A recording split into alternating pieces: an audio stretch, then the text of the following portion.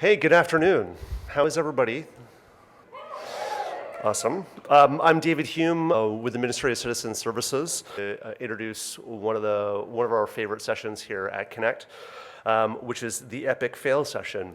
And this afternoon we have three presenters for you: Paul Stevenson, Sam Maud, and Murray Galbraith. And these gentlemen are going to be doing something that most of us don't usually do, which is get in front of a room full of hundreds of people and talk about how they screwed up. And all of this is something I know that we can all learn from, and it's having seen presentations like this in the past, I think you're all going to really enjoy it, and I'm certainly looking forward to what they have to say. Our next brave soul is Sam Maud. Lots of us know Sam. Sam's the founder of and co-founder and CEO of FreshWorks Studio, which is a full life cycle design and development company that's with offices in Victoria and Vancouver and Seattle. Sam's business has been growing like crazy from 3 to 50 employees over the last 3 years.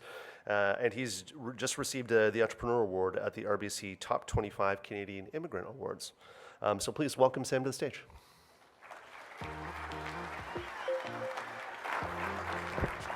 Mic check. That's awesome. My name is Samarth Mode. I am 100% original, brown face, organically sourced from India, and I can say that. I'm very proud of my name. My name in India, it means capable. I'm very proud of my name. But I go by Sam for 3 reasons, right? I'm big on efficiency. Number one, it makes it super easy for me to order coffee at Starbucks. Number two, if you're writing an email to me, it will not autocorrect to Samantha, because then when you will meet me, I'm clearly not a Samantha. And number three, when we are having an interaction, and I'm talking and giving you my introduction, hey, I'm Samarth, and you will ask me, hey, what's your name again? Then I'll give you my pronunciation, which you will get wrong, and then we'll go back and forth, and we'll waste a lot of time. So 3 reasons, I'm Sam Mode.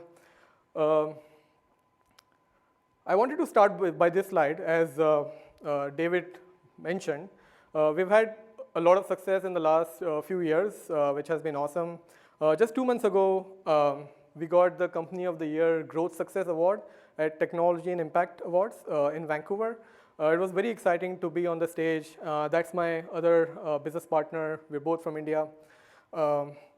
It's awesome journey that we are on. We have grown to, minor correction, 65 employees in 3 years from 3 employees. And we have a lot of diversity in our company. We have people from around 15 countries that are represented at FreshWorks, which is quite awesome. But I'm not here to talk about that. Otherwise, you would not have been here. I'm here to talk about the epic failures that has contributed to the success that you just saw. It definitely wasn't an overnight success. It was a very tough roller coaster journey. And let's take you through that journey. But before I do that, I wanted to focus a little bit on the why. Why am I standing in front of you and sharing my story? As an entrepreneur, I went through this tough journey of failures, pain, emotionally, and hence I'm standing in front of you, sharing my journey. A lot of you are working in the public sector. You're all intrapreneurs. You're trying to change the system from internally. Processes like Sprint with us, BC Developer Exchange, Code with us, they are huge entrepreneurial endeavors if you're looking at it from outside. I've been to a lot of conferences. Not a lot of government is doing what BC government is doing. So hopefully, as you continue to progress in this entrepreneurial journey, some of the lessons that I've learned will help you, even professionally or personally. It will apply to both. So some background context. That's how it used to look like. Was born in 1988, being a tech fan from the very beginning, studied Java. That's me and my business partner in the center, Rohit and I. And promise you I'm not drunk in that photo. I don't drink that much. And that's my picture from my undergraduation degree that I took back in India. So that was from 1988 to 2013. And that's me and my business partner, 2 Indian dudes. Now we are from central part of India. Remember this slide, remember the map of India. We are from central part. It's a landlocked city. It will help you explain the epic fail that we made later. And we were both working at a big organization called Tata Consulting Services as mobile application developer. So we have our engineering background. We were working as employees at Tata, working on Royal Bank of Canada mobile app and a bunch of others. We decided to pursue our dream, and we decided to move to Canada. And that happened in 2012, 2013, when Rohit moved a year before me, and then I followed him. He was at that time working at BlackBerry as a co-op, and he's like, hey, why don't you come to Toronto first, and then you go to Victoria. So I went to Toronto, had a lot of fun. We discussed a lot of things. We essentially started as job seekers in the beginning. So from there on, I moved to Victoria. And now, let me tell you one thing about moving to Victoria from India. You will just notice a sudden lack of activity on the road that will scare you. For me, I was living close to Gordon Head, and the roads were empty. And I thought, honestly, that there is a curfew. And I should run. But then I got used to the fact that, no one is honking, everyone is polite, there won't be any activity on the street. So I got used to it, was doing my MBA, life was good, I was networking, I was looking for a job, great. But in summer of 2013, Rohit and we discussed, hey, how about we start a business? That sounds exciting. We were doing our MBA in entrepreneurship at University of Victoria. We thought, we can pursue that. So we went to Inner Harbor, beautiful summer day. We looked at a lot of food trucks, and we thought, maybe we'll start a food truck. My business partner, Rohit, is a great cook, and I am a decent speaker, I guess. So we thought, I'll sell outside, hey, eat some samosas. And then Rohit will cook those samosas, and then we'll do really good. And if you notice at the Inner Harbor, there are not a lot of people who are selling Indian food. I would say 0. So we thought it was a good opportunity. But the good thing that we did was we interviewed. So we interviewed some food truck owners and realized running a food truck business is super hard, running a restaurant is super hard. It's very difficult to make margins. So we sort of gave up on the idea, and especially in the winter season, you don't see food trucks, and we were there. This was our first summer. We thought it's a good idea. So we deflected that bullet, but then we landed on a second idea in January 2014, when at the time, there is this new technology that came out called iBeacon. iBeacon is a device that emits low energy Bluetooth signal.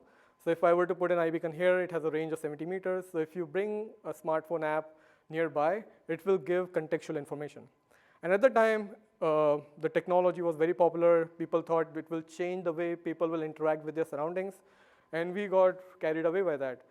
And remember, we were both programmers. So what do programmers do when they see a good technology? They write code. So that's me, my business partner. We were configuring those iBeacons in this photo on the top left, and then me just programming away. We called our company AirSense because we were trying to make sense in the air through iBeacons. We were really programming.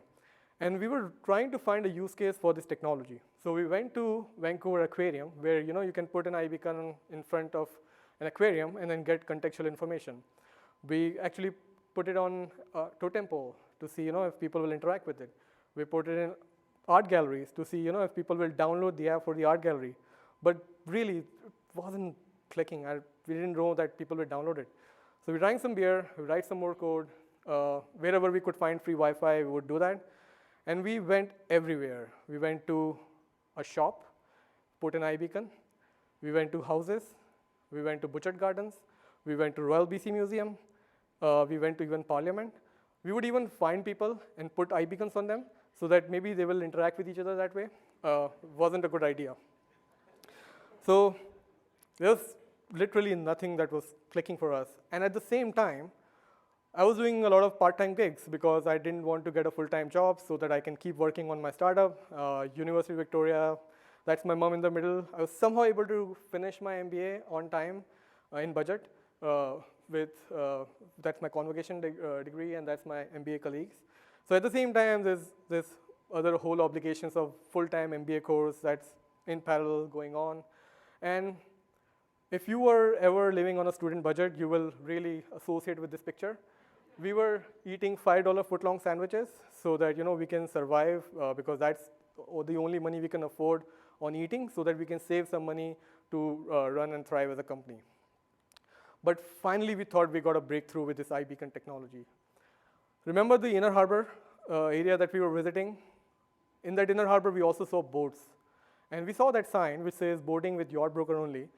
So we thought that if we put an iBeacon device on a boat, which is for sale, we will avoid that middleman. And people will be able to get the information as they're walking by. And that's how we will become very successful. So what we did was, and this is a visualization of what we thought will happen, is you're standing near a boat, the iBeacon device emits a signal, the app recognizes you're nearby and will give you all the information that you want, and you don't have to talk to a sales guy anymore. And this was our persona. So a gentleman in suit who can buy a boat, standing in front of a symbol. We tagged an iBeacon, and that's actually a picture from our very first client at Oak Bay Marina. We were so excited about this idea, and our investor who wanted to invest in our company at the time was like, if you write a patent application, we'll invest. So we didn't know what a patent application is. We Google searched a patent application and wrote one.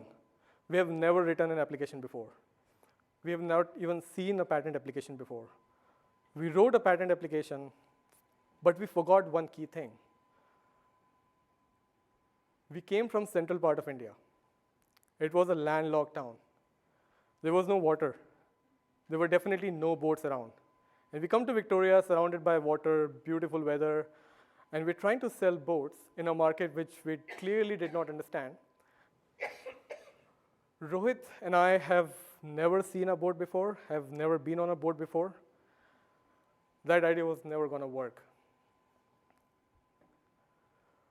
If I were to tell you that, hey, pack your bags, go to India, and start selling samosas over there, would that work? Bad idea. It will not work. I can tell you that. So we totally forgot about that. We didn't know product market fit quite that well. And it was just me and my business partner working on this idea for a long time. And then these interesting revelations come from it. So this was our app, and Rohit taught himself how to use Photoshop, so I would ask him for buttons and whatnot. So I asked him to give me a red color button because it goes with the theme of the app. And he would always give me a yellow color button. I'm like, why are you doing that? So I go to him, hey, dude, give me a red color button. He's like, dude, this is a red color button. I'm like, no, this is a yellow color button. And in that moment, we realized he's colorblind.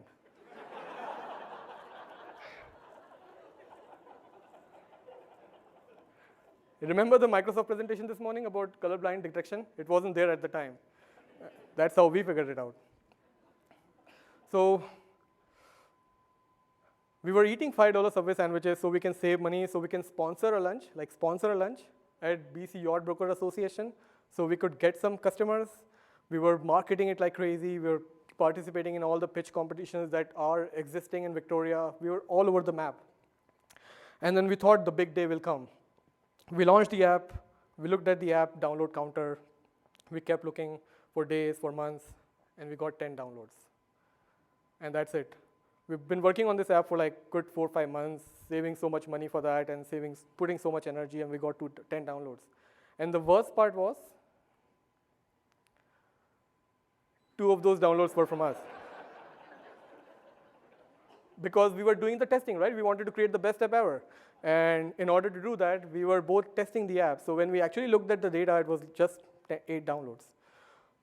It was emotionally very, very draining because we were so excited and passionate it didn't work. But you know what?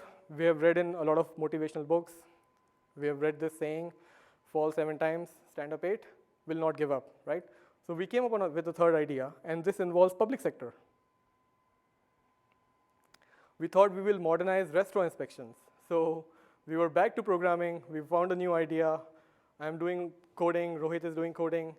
And we were presenting to all these awesome public sector organizations to sell the idea of the fact that you can modernize your restaurant inspection. And that didn't happen. They all said no. I even went to Mayor's drop-in session. So that's me at the very corner explaining, how this app will save a lot of money. If you've been to Mayor drop-in session, it happens every month. It's essentially for people who are, if they have a garden and their apples are getting stolen, it's mostly for that reason. And I was there trying to sell my app an idea, and I was totally, people were like gazing at me, look at them. Like, what is this guy talking about? So, but she didn't have any control over it, so we entered another failure. And now looking back at it, it's so funny, but at the time, we used to look like this. We were drained, we were down and out, we were so emotionally exhausted because we have tried and given it our everything. And then behind the chaos, this is a very funny picture. And behind the chaos is all the fun that's happening, not fun, but looking back at it, yes. So my business partner suffers from a chicken pox. So he has chicken pox, he has spots all over his face. I didn't know if I had the vaccination or not, honestly. I called my mom, hey mom, do I have vaccination? Am I immune to chicken pox? She's like, I have no idea. I went to a doctor, I'm like, hey, my business partner who I live with has chicken pox, what do I do? He's like, you have to wait for 4 months to figure out if you have vaccination or not. So then I started wearing a mask at home and outside whenever I'm with him. And people were confused, like, why are you wearing a mask? I'm like, yeah, I don't know if I'm immune to it or not. But we had our spirits up. We were drinking beer one day, and I don't know how many of you have done that, but we were selling beer cans the next day so that we can make some money to eat that $5 footlong sandwich again. But I want to leave you with a message, which is, how you overcome your failures and adversity can actually define your destiny. In our case, it totally has, given the success that we have received, which is represented in this picture. We are 65 employees, won a lot of awards, doing a lot of good work. But we were not like this before. And some of the tools and techniques I have for that is, first of all, be prepared for a journey that will not always go according to the plan. You'll have to adapt and shape and morph differently to keep going forward. Being humble is the most underrated quality of successful people. Being the ability to understand, listen to your customers and colleagues and friends, being a sponge and absorbing all the relevant information. Being stoic, the ability to be like a thermostat instead of a thermometer. So thermometer will go up and down depending on the outside temperature, whereas thermostat is taking a step back, dialing up or dialing down depending on the situation. Being confident in your capabilities that you got this. And being authentic. There is already so much fake out there that by being authentic, you can actually stand out. We all have fears and failures, and they can seem overwhelming from time to time. In our experience, we have been able to manage it by taking small steps, one after the other. And we've realized magic happens when you combine and face your fears, combine complementary things. The question I want to leave you with is, how are you working to conquer your own personal or professional failures? I know I have the tools that I have gathered to be able to do that. I hope you do as well. I might come back next time here. Maybe I'll make another mistake in the future. Maybe CJ will give me a call again. Hey, speak again at EpicFails. Or maybe it will not happen. We want to do our best for the British Columbia government, absolute best. And hence, we ended up hiring one of your best. That's JP. And I know a lot of you will miss him in the public sector because he is a great asset. But I also hope this is not the reason for our epic fail. And with that, thank you very much.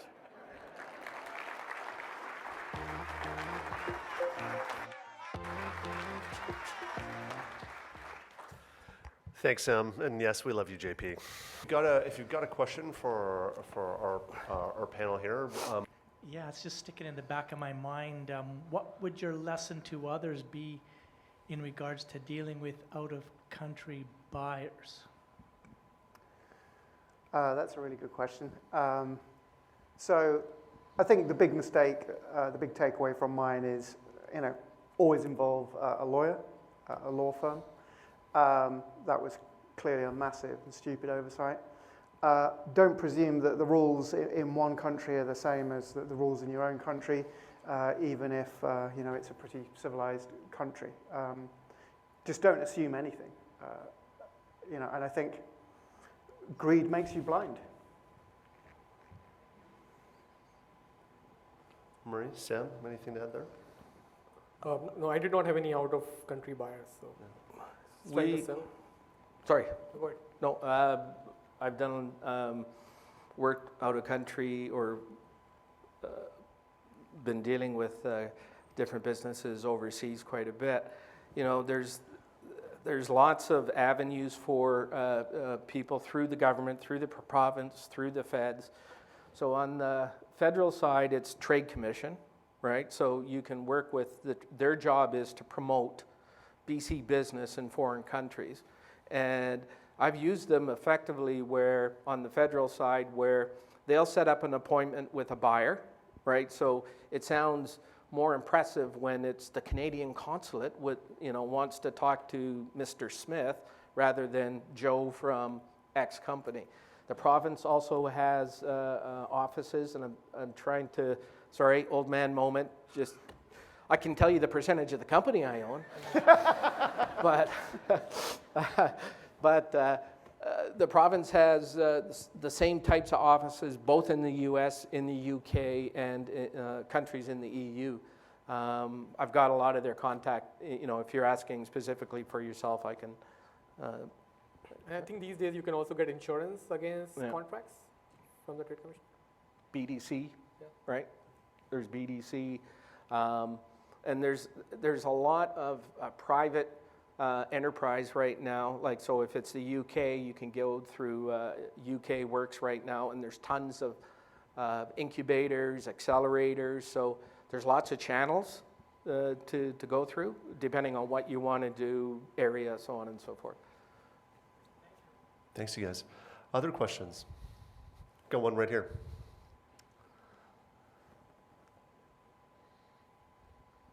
Hello, can you hear me? Yep. Yeah. Well, thank you very much for sharing the stories. I mean, it's always interesting to hear of other people's failures. I think in the spirit of sort of embracing failure, which is a big topic these days, what have you learned about embracing future failures? Like, what has changed from the experiences you've had to date? Yeah. So the way I look at it is, I use the past failures and the tools that I showed, like being prepared and being stoic, as sort of like a mechanism to face future failures. So number one thing is to understand and acknowledge that there will be a failure in the future. Like, absolutely, there is no one who's immune to that. And then when that hits you, you should be in a ready state of mind to respond to it and have the necessary reactions to it. And that can only come by having gone through a few of them and having the mental strength to be able to take another one in the future, which will actually happen. I find you really get to understand a person once you see how they react to failure, and how, you know, nothing worse than listening to someone talk about how great they are. It's like, yeah, okay, but when you hear failures and how people reacted to them, that's really where you get to test of their mettle, right? So it's like Sam says, they're coming, right? You don't know when, you don't know where, what time. Could be 3 o'clock in the morning. We've all had those 3 o'clock in the morning calls where, guess what's down, right? You know, you're like, what? But the reality is, the more experience you get, the more you will succeed at overcoming these failures and using them as you know, steps up versus steps down. I don't have a lot to add to that because you know, I thought the end of Sam's presentation really summed it up. You know, stoicism and humility, really important tools. One of the things that I think that I see a lot more in Canada that I didn't see so much of in the UK is this whole kind of hustle porn, success porn thing that you've got going. I think it probably comes from the US, where, you know, everybody just talks about how successful they're being all the time and how amazing and awesome everything is, and nobody actually talks honestly about the real shit that they're going through. And, you know, I think if people were actually more honest about what they're going through, I think there'd probably be fewer mental health issues, and I think society and business and work would be a better place for all of us. Less Donald Trump. Yes, please. We got time for one more question. Is one out there?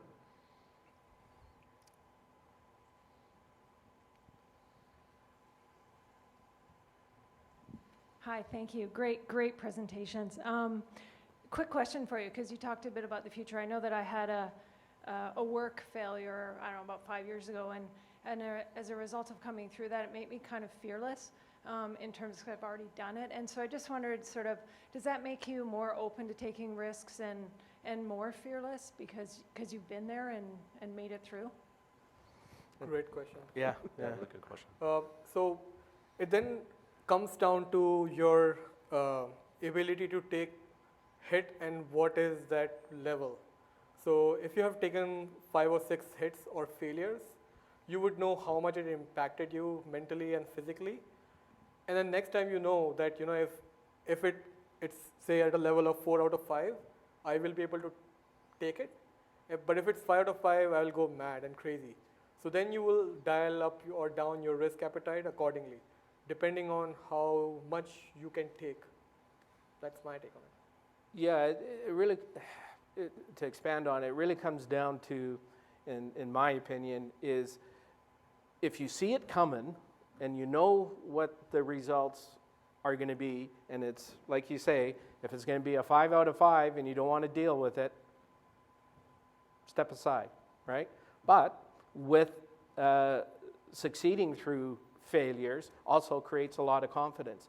So then you have to judge, is my failure because I didn't have as much confidence before, but through that failure I gained confidence, so now I'm more able to tackle this, right? I think only you can be judge of that, but it really just comes down to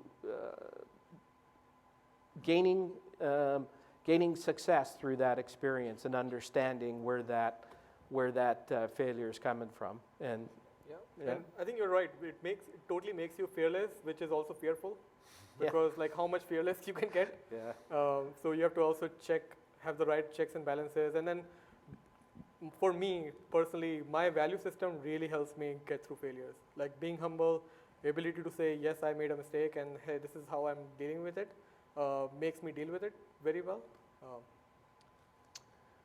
Yeah, I would say that as a result of that particular epic fail, for a number of years afterwards, I didn't want to talk about it. I blocked it off. And actually, when I first presented this about a year ago, it was a very cathartic experience for me. It was like I'd been holding my breath for a number of years, and it was a big release.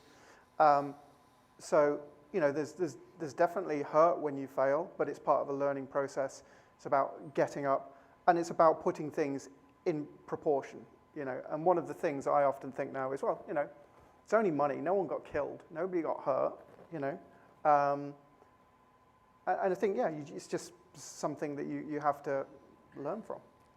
and just remember when you climb the mountain, I don't want to sound like a poster, but when you climb the mountain of success, you're always coming from the bottom up, right? So there is going to be this moment. It's getting up here, right? Can you push yourself through? So just learn, and just be aware.